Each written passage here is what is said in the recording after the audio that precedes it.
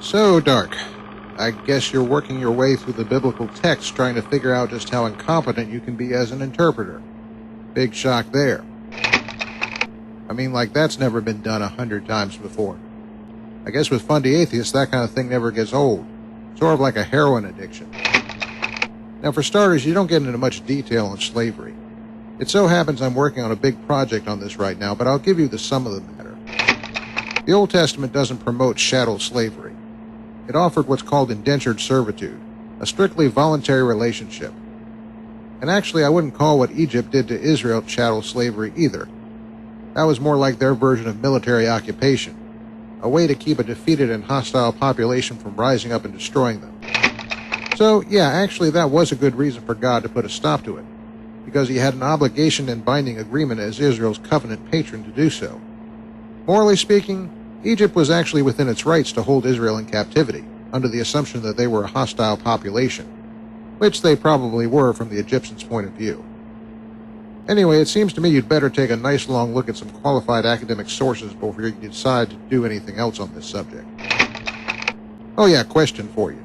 You said you worked hard on this one? Well, which was harder to come up with? The racist Jewish stereotypes or the poorly formulated sexual puns? Just asking. Alright, now let's get to some historical exegesis, shall we? You seem a mite upset over God hardening Pharaoh's heart. I think you better check the text a little more closely and also do a little better historical research.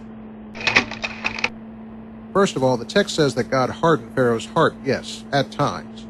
But it also says sometimes that Pharaoh hardened his own heart.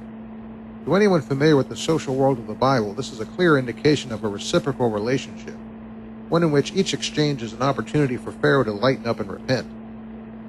But as he refuses, the choices he makes to harden his own heart earn him an equitable response.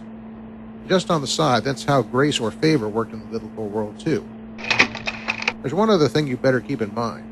You're really hung up on the Egyptians' firstborn being killed, but you don't seem too outraged by this incident, even though you refer to it. Well, if you do all the math, you get a reasonable calculation of how many people might have died on each side. Now, you rant a lot about a double standard, but I guess reap what you sow doesn't make a lot of sense to you. Well, it did to them. The Egyptians had their own version of the Golden Rule, you know. In fact, by killing off the Hebrew babies, Pharaoh was essentially saying by his own morality that he dared God to reciprocate. So if anything, God wasn't using a double standard, and even then he was cutting them a significant break by collecting only about a 20th of what he was morally due. Okay, past this point you're pretty much done with arguments and busy with a Star Wars parody with mindless bathos. If you put half as much effort into serious research, we might actually get somewhere. I do find it kind of funny to learn that you're a double predestination Calvinist. That's all for now. I'll put a bunch of links in the vid description so you can educate yourself, or more likely ignore them. Any questions? Yeah, what's a good word that rhymes with yeast? Feast to maybe least? No wonder most of his interpretations come out half-baked.